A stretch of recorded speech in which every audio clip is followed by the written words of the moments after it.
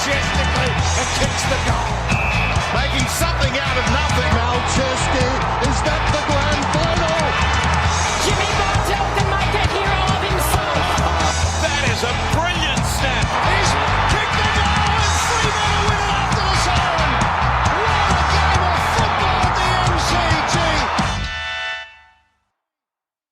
Welcome to another episode of The Protected Zone, where we look at the strange, the weird and often esoteric nature of the great game of AFL. We're on iTunes, SoundCloud, YouTube, and you can listen to us on our website, theprotectedzone.com. In this week's podcast, we look at the thrills and spills of round 20. And to tackle or not to tackle, that is the question. The AFL World Cup, gut feeling and slapping, what would Devo do?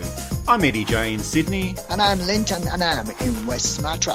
So we had a few connection difficulties last week, so big apologies to our audience. But Lintang, I believe that you've tried to contact the Indonesian president about this. Any success? Yeah, I think I can hear you clearly now, Eddie. What's the weather in Sydney like? Oh, it's not too bad. It's a little bit cold, but not too cold. Yeah, usually on a full moon, you get a lot of rain, and certainly in Japan, they're pounded with the huge amount of rain. But in Sumatra, Padang, the nights are clear, beautiful, and I take walk every night just to enjoy the moonlight. And there's some wet weather football played in last round, wasn't it? Oh, there certainly was, and we did have round 20 last week, which means that we're closer to the end of the season than we are at the beginning. But there was a lot of rain in Adelaide on the weekend, and we found out quite a few things about Adelaide and Port Adelaide in the rain. Yeah, for example, Adelaide are very good at handling those wet leather. And we also discovered that Richmond are a big chance for this year, and so are the Sydney Swans. They're a big chance as well. Giants, are they back? I'm not so sure about that. And Geelong are on the slide. Round 20 commenced with the Friday night match. It was Geelong versus Sydney. And we asked the question, no Dangerfield, no Geelong. And I think we got the answer. What do you think, Lintang? Oh, certainly Geelong were not there. But the game itself was meant to be some kind of preview. Final preview. I don't know which final it would be, but both teams in top 8. So, they would meet again sometime in September. But it was some kind of deja vu, wasn't it?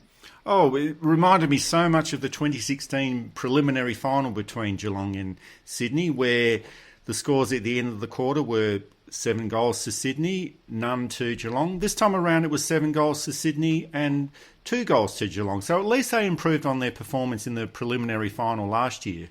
So the Cats were trailing by 32 at the opening break, but went down by 46 points. Yes, it was not a good result for them. It was actually their worst loss at Kardinia Park, which is their home ground. Their worst loss there since 2006. And the first time that an opposition team, has won 2 in a row since the Bulldogs in 2002. So that's a long time between drinks for opposition teams.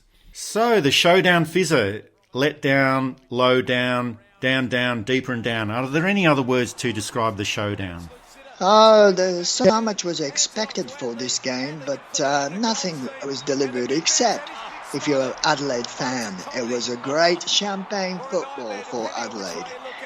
Port Adelaide were just awful. They didn't seem to be interested in playing the game. Maybe they didn't want to get wet, or, we've been telling them that they are flat-track bullies. And it's about time that they change their names. Port Adelaide Flat Track Bullies. Well, I'll register a vote for that. But the Port Adelaide coach, Ken Hinkley, he did echo those sentiments. He did say that the team looked disinterested. But how on earth is it possible for a team to be disinterested when they turn up to a game? Yes, they're professionals. They need to be motivated. I mean, it's strange to hear those words from the coach, whose job, one of their jobs, is to motivate players to play the game of footy. But somehow the coach or the coaching staff probably forgot to tell them that psychologically Port Adelaide players kind of, not expected to play well against the quality side, which Adelaide was. I mean, Adelaide was very good in the wet weather, handling wet balls very well, but they were awful in front of the goals. By half-time, Adelaide kicked 5 goals, 15 behind. But it didn't matter. In that time, Port scored only 1-3, which was some kind of record, wasn't it? Yes, it was. It was their lowest half-time score ever. And they've been around in the AFL since 1997, so the lowest score in 20 years. So that deserves some sort of reward. I'm not sure what, but do you think there was a case of Adelaide being so good or Port Adelaide being so bad or somewhere in between? It's hard to tell, isn't it? The weather played a big part, The Adelaide was ready for, playing the wet football. But Port players didn't want to go close to the, wet football because they're scared of rain. Fair enough, the weather played a big part. Adelaide kicking so many behinds, inaccurate. But it didn't matter in the end. If you have by half time, Adelaide had 20 shots at goal to Port's only 4. Yes, that's just not very good at all. So we did talk about Port Adelaide being very disinterested, but we can certainly say that Adelaide looked very interested. And they were very, very slick, I thought. And, Sloan, Crouch brothers in the middle, and Jacobs dominating in the ruck, and Josh Jenkins, Eddie Betts, Tex Walker all kicked goals, when they're not kicking behind. And Jake Lever, he was good in defence when he was required, which wasn't very often. It was a total package. They had a spine, and they had all key players working.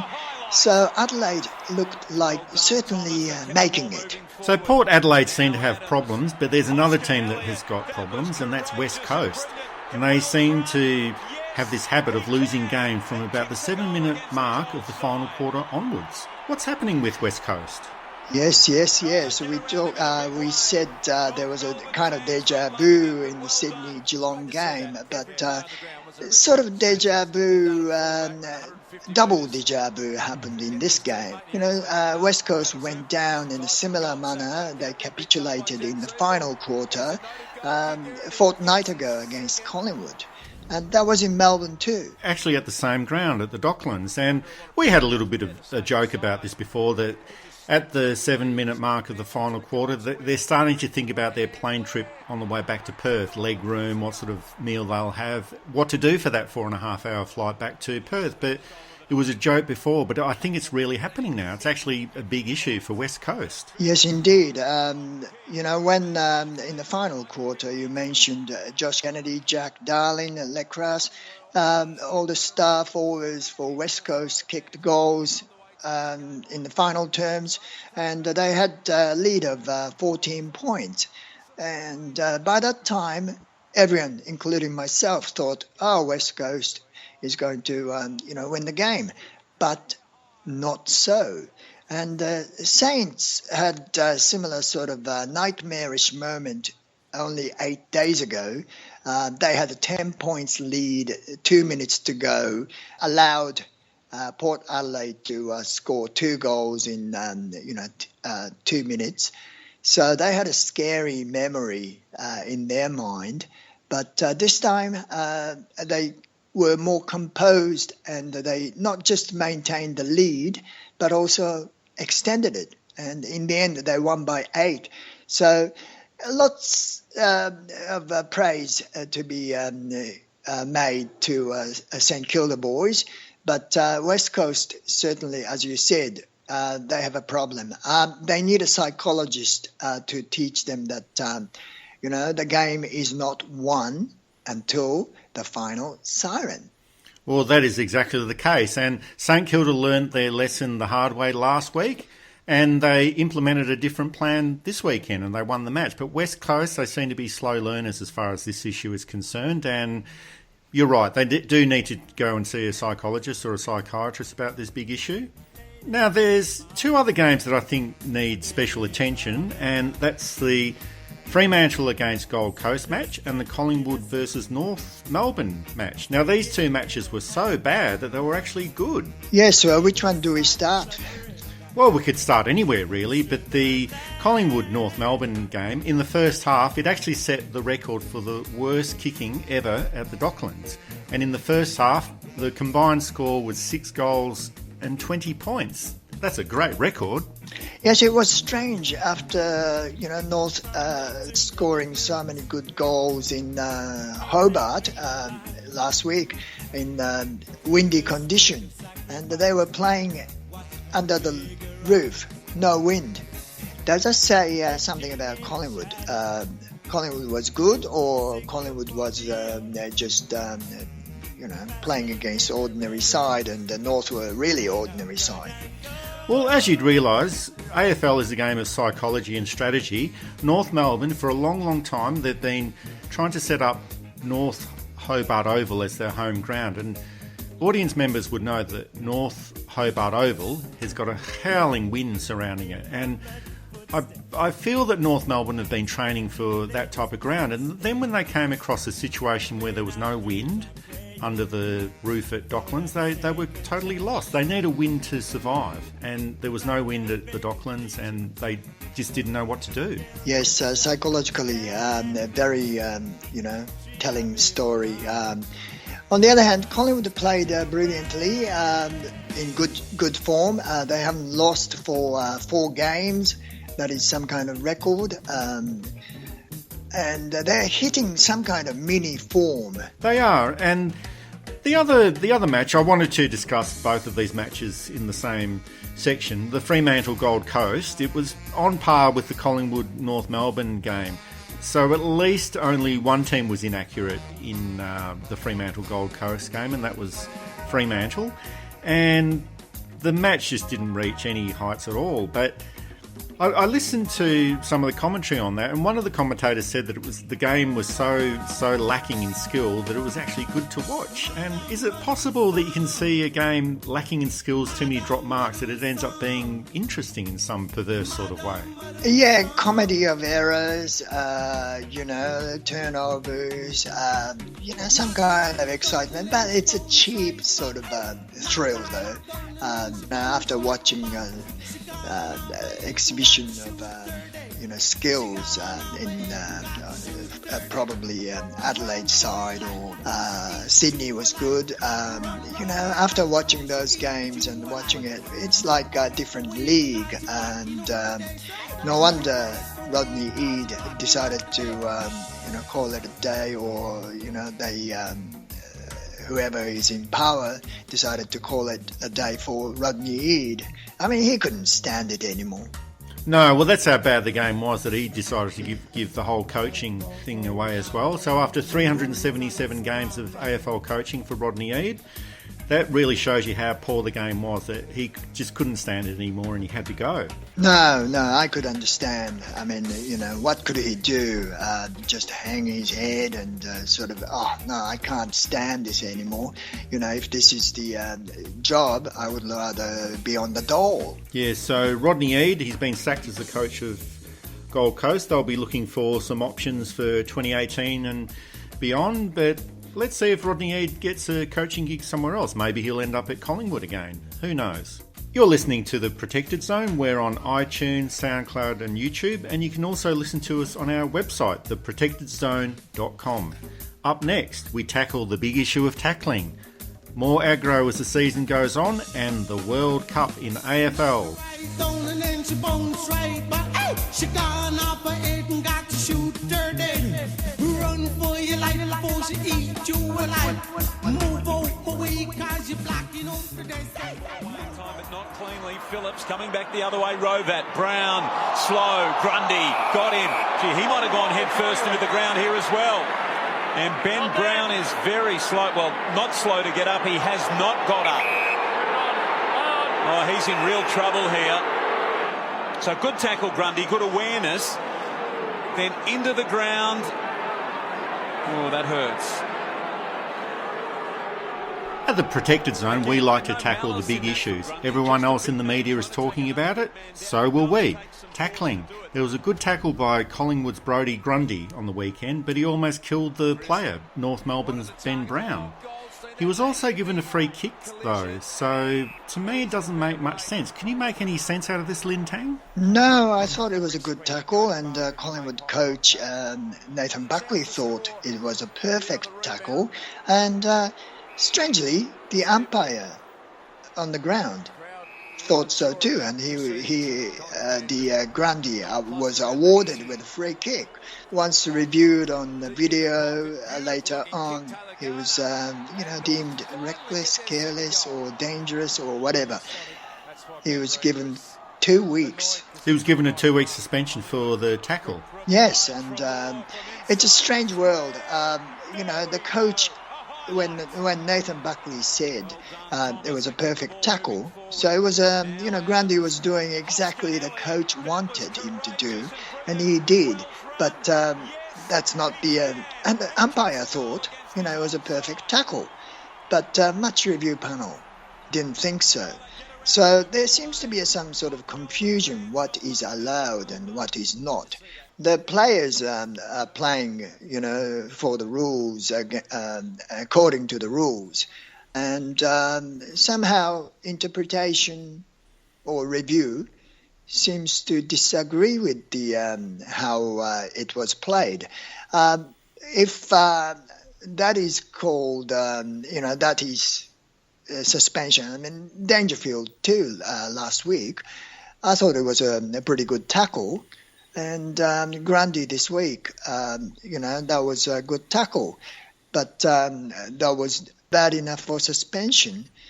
That sends a message to the players that, good tackle, but dangerous. Well, maybe it was the perfect tackle, but it might not have been perfect enough. And while I was watching it, I thought that Brodie Grundy might have actually been thinking a little bit too much about his graffiti designs or maybe about Banksy, and he wasn't focusing 100% on tackling. I think it was 99% a perfect tackle, but it needs to be 100%, and I think that's what the AFL adjudicated. And as we know, the AFL loves changing rules, so I expect that we'll see a rule change about tackling. We might even see it during the game next weekend. Yes, they do love changing, rules, and yes, it could happen in the middle of the game. But tackling, some people are saying that we should get rid of tackling along with the ball bounce. Now, will that lose some kind of attractions? Tackling too dangerous. We shouldn't keep on doing that. Would that lose the sort of attractions? Like banning the high marks and stuff. High marks, too dangerous. Let's ban it.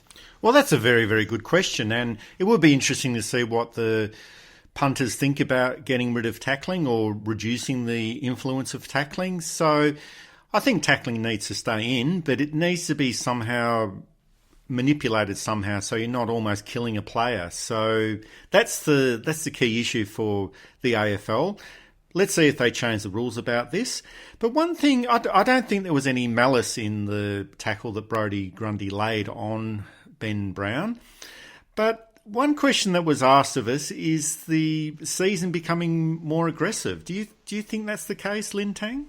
I think so. Certainly, by the number of players reported or reviewed by the match review panels, all of a sudden, match review panels became so busy. And this week, another Brownlow hopeful Essendon midfielder, Zach Merritt, was banned for 1. And Geelong lost 2, Tomahawk and Mitch Duncan. And a few other players were fined, and As we talked about, Grundy was suspended for 2 weeks. Now, I think, with the number of games remaining, certainly the players are gearing for more physical, more sort of intense brand of footy, maybe for finals or for other teams that is not making for finals.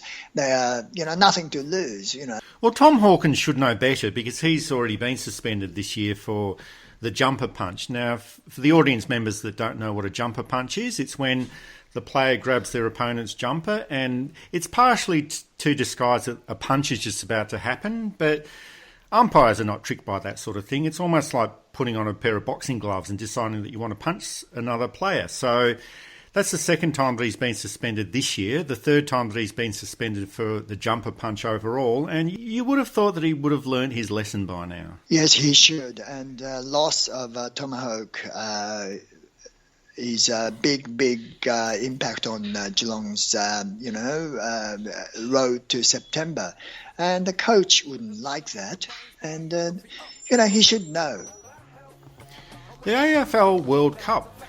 To be honest, I didn't actually know about the AFL World Cup, but that's great because that means that Australia can finally win a World Cup, and that's good news. Well, isn't it strange? It's called Australian Rules Football International Cup, and Australia is not represented. Australia is not represented, but Australia invented the game. Yeah, and it's called Australian Rules Football, but Australia is not part of it, so we can't win. So why would that be the case? Why would there be a World Cup in Australian rules football, but the Australian team would not be represented? That seems counterproductive to me. Yes, it's very, very strange. I've been reading about it, and a lot of teams from the rest of the world competing in this cup called the International Cup.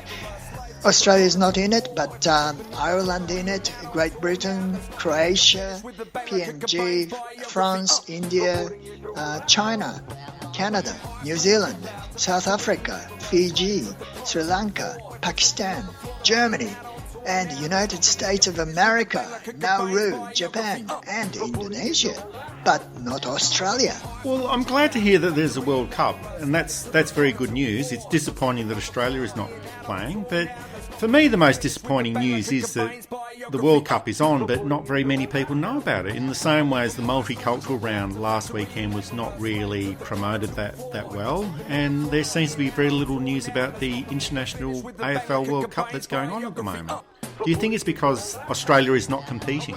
Yeah, partly that is the reason. And I must point out they're having the men's and women's. And in the women's, I think Australia is in it. I think it's certainly the part of the reason that, we Australian punters are not very interested, or the league not promoting it as much as they should. Who are the favourites for the AFL World Cup? Oh, according to their ranking, the PNG is seen to be the leading team in the rest of the world. New Zealand's won a few cups in the past. Indonesia has got the representation, and their team is called Garudas. So we might see Papua New Guinea holding up the World Cup. Yeah, it's called the International Cup because Australia is not in it. You're listening to The Protected Zone. You can find us on iTunes, SoundCloud, YouTube, and you can also listen to us on our website, theprotectedzone.com. Next up, we preview the big games of round 21.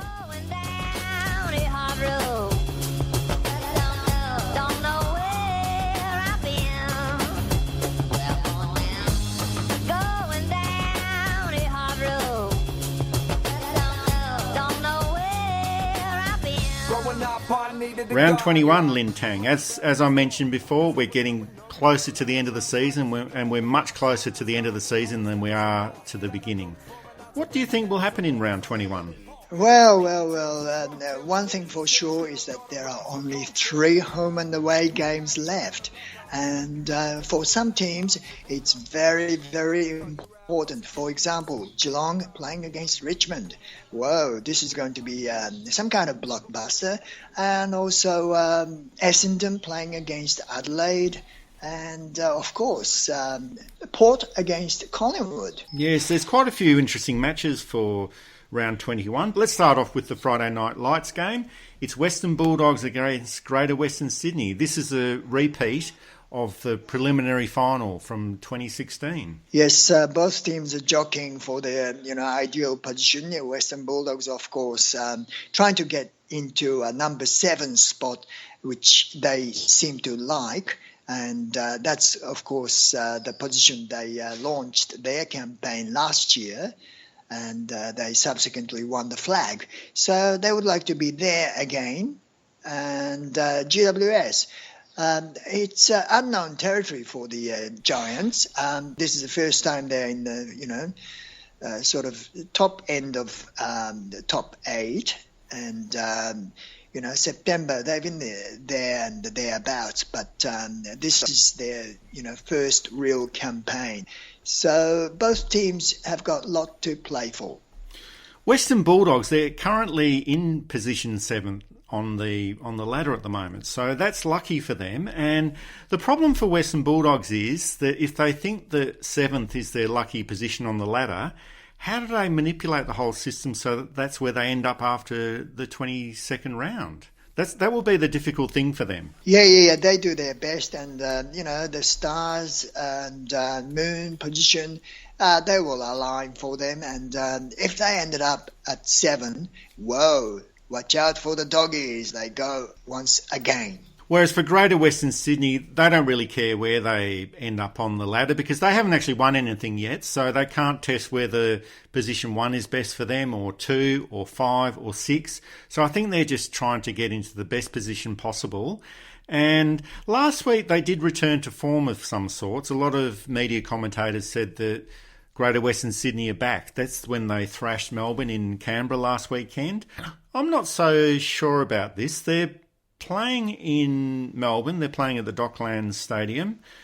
They haven't got such a good record in Melbourne, and the Western Bulldogs, well, they play there pretty much every weekend. I've got a feeling that Western Bulldogs will win this game. I am going with you. The doggies have got a better chance of winning this one, and I think they're, I suspect, their position on the ladder in the end of the home and away season is so important. They're manipulating as much as possible to get to number 7. They've been there. They know how to do it. And they're going to win this one to be able to lose another one. And the other Essendon, St Kilda, West Coast, they will win, lose. They will end up at number 7. Yes.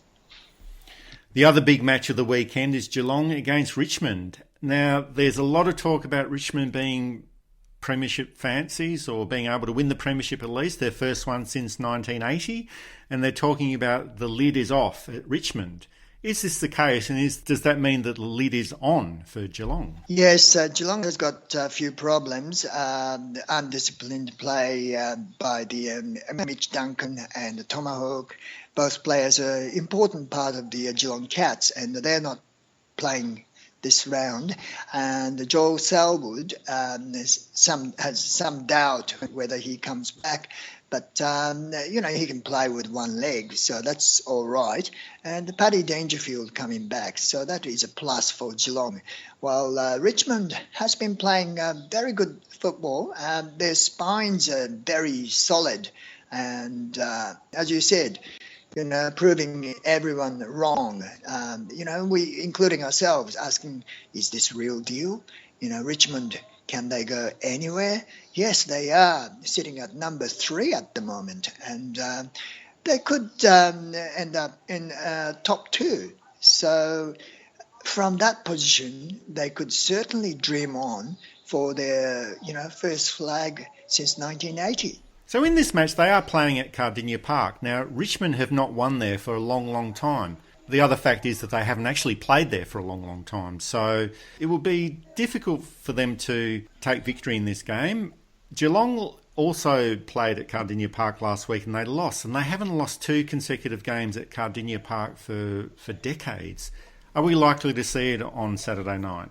I will go for Richmond. I'll go for Richmond as well. We don't always like to look at all the big bang games or the feature games. We also like to look at the lesser games on the protected zone, and this weekend we're looking at the Magpies versus Magpies game. It's Port Adelaide against Collingwood. Which one is the real Magpies? Well, it's an interesting point. Port was so awful last week, and if they're really, really serious about September and they don't want to be called the flat track bullies, they have to do something. But on the other hand, Collingwood Magpies from Melbourne, they are in sort of some kind of form.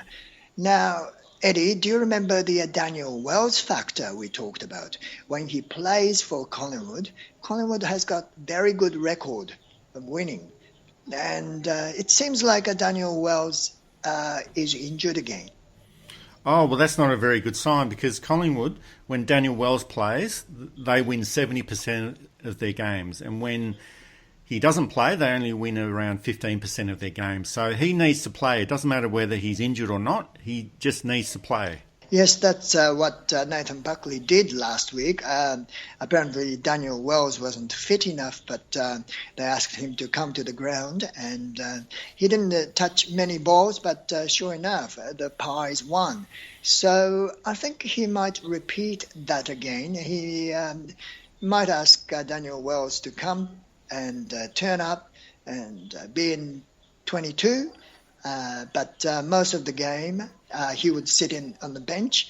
Magpies will play the entire game with 3 rotations, but Daniel Wells' influence is that big. So if he turns up in whatever shape or form, Collingwood would prevail. On the other hand, Port, in the realistic term, it's against the lesser side, and everyone's the coach Ken Hinkley will remind players of the fact that they are playing against the team below them, so they have a better chance of winning. And it's a very line ball game. Yes, it is a line ball game.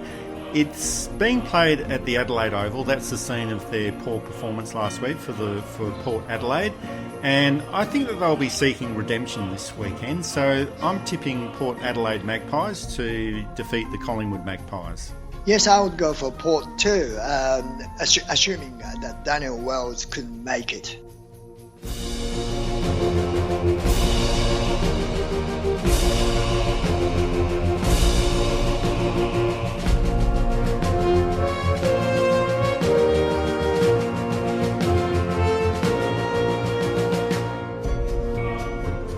So we'll look at some of the other games. We'll just do our quick tips for those games.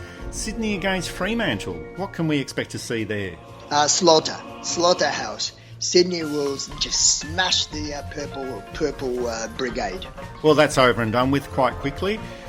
We've got a contender for what could possibly be the worst match of the year. It's Brisbane against Gold Coast. The Q clash following the Adelaide showdown. Yes, they haven't called it the Q Clash for some time, but yes, the Q Clash, Brisbane and Gold Coast. Yes, only interesting thing about this match is, Gold Coast players with a new coach or caretaker coach, how would they perform? I like the look of Brisbane Lions for a little while. They're young players playing brilliant football, and they're, showing a lot of passion, a lot of skills, and I like the look of Brisbane, so I'll go for Brisbane for this one. I'll go for Brisbane as well. Essendon against Adelaide.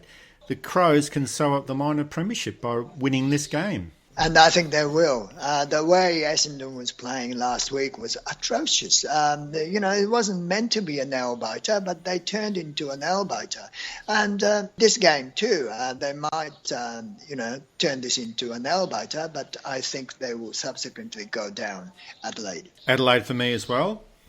West Coast against Carlton, and this game is being played at Subiaco Oval. West Coast should feel very at home. They don't have to worry about a returning flight to home.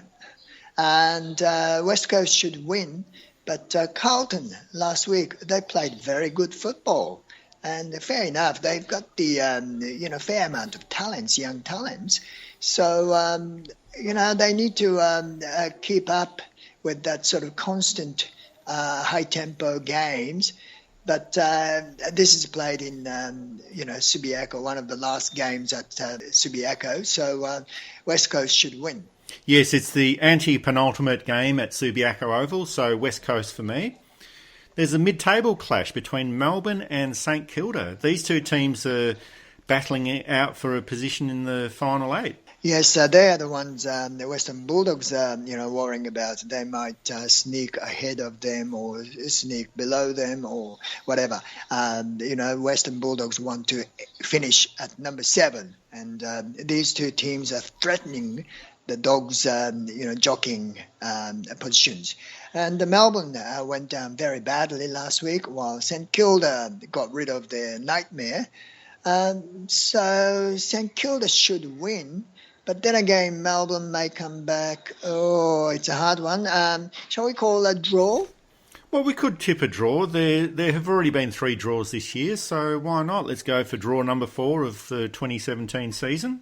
And the final game of this round is Hawthorn against North Melbourne. Yeah, Hawthorn were meant to be in the red-hot form, but they went down badly against Richmond last week. And their season may be pear-shaping before sort of forming the pear shape kind of thing.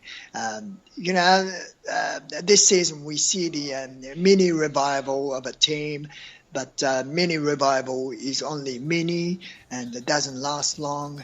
And we thought Hawthorn may threaten, maybe ending up sneaking into top 8. But that could be a fizzer. And North Melbourne, on the other hand, played very badly against Collingwood. Yes, Hawthorn should prevail. There is no roof in the long distance, is there? No, there isn't.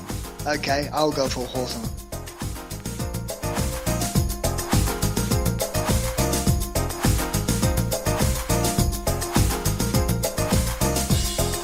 You've been listening to The Protected Zone, where we look at all the strange, the weird and the often esoteric things that happen in the great game of AFL. Each week we select a song that we feel best wraps up the round that we've just had. And what's your feeling about this round, Lin Tang? Oh, it's nothing but gut feeling and a bit of slapping. Bit of slapping, yeah, because I noticed there was a lot of jumper punching, gut punching, slapping. So I think that we'll go out with Devo's Gut Feeling, Slap Your Mammy. It's a fantastic song and it wraps up round 20 perfectly. But there was no kissing this round. No, there wasn't any kissing in this round. That happened a few rounds ago, but you never know. There might be more of it in round 21. So let's see what happens in the weekend. So we're just going to go out with Devo's Gut Feeling, Slap Your Mammy. Have a good week and we'll be seeing you next week. See you later. Bye-bye.